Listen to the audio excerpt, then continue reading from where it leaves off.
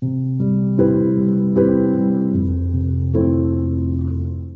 today's clip, I will take you step by step through how I created this portrait using watercolours and colour pencils. I used this reference image from Unsplash, so if you would like the direct link to this, please look in the description below. I will take you through the resources I used and the techniques I used also. So let's get on with the tutorial. So the first thing that we need to do is paint the background, and I will be using the wet on wet technique, so I'm using a large brush to cover the background area because I want to create a soft effect like the background of the image. And I am using sap green, hooker's green and Payne's grey, and I'm actually mixing the colours whilst they are on the paper, and I am using hot pressed watercolour paper 300 GSM. And the reason I'm using hot pressed is because it's a smooth paper and I like to use this for portraits. If you are interested in the resources that I'm using in today's tutorial, then please look in the description below. So I am mixing these on wet because I want them to be quite blurry, depth of field effect like the photograph. And now I am adding water to the portrait because again I want the colours to blend. So I'm adding quite a significant amount of water, and that's why it's important while you have hot pressed watercolour paper so that it can absorb the water. And I'm using my larger brush to now add water to the hair. And again, I want it to be quite a soft effect. Now, in between the layers, because I want to work on several layers, you could leave it to dry naturally if you have a lot of time, but what I chose to do was I used the hairdryer, so that was the first layer dry. I used the hairdryer to dry in between the layers.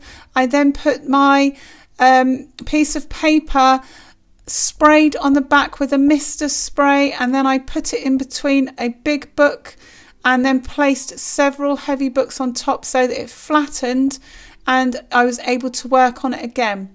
If I left it warped, then you may find that there are puddles of water on your page, and when you're painting a portrait it's very important you have a flat surface. So that's one top tip there for your watercolour work.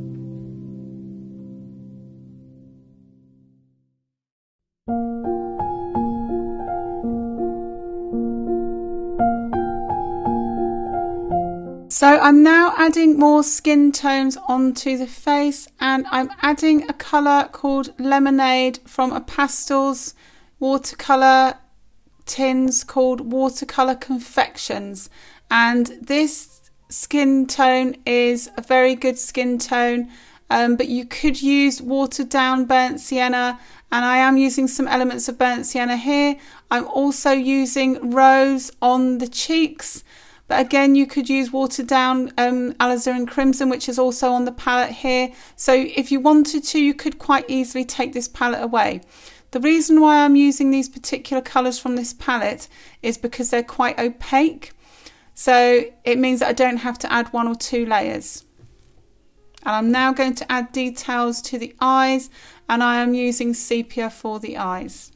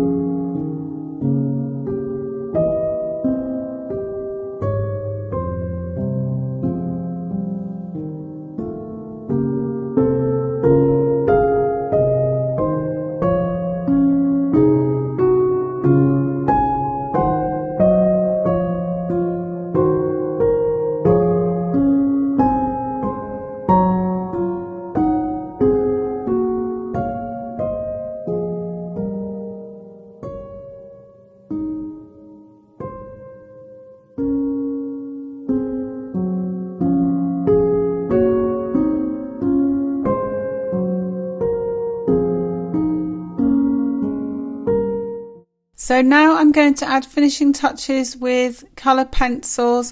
I have a selection of pencils and I will put in the descriptions below the pencils that I have used in today's tutorial. You need to start by adding your lighter tones first. Whenever you're painting with watercolour and with pencils, always start light and build up darker, because it's very difficult to take it back because you can't rub the pencils out and you can't rub the watercolour out. So it's different to acrylics and oil paints. So start by adding your lighter tones, gradually build your tones up by shading very lightly, and then build up your darker tones.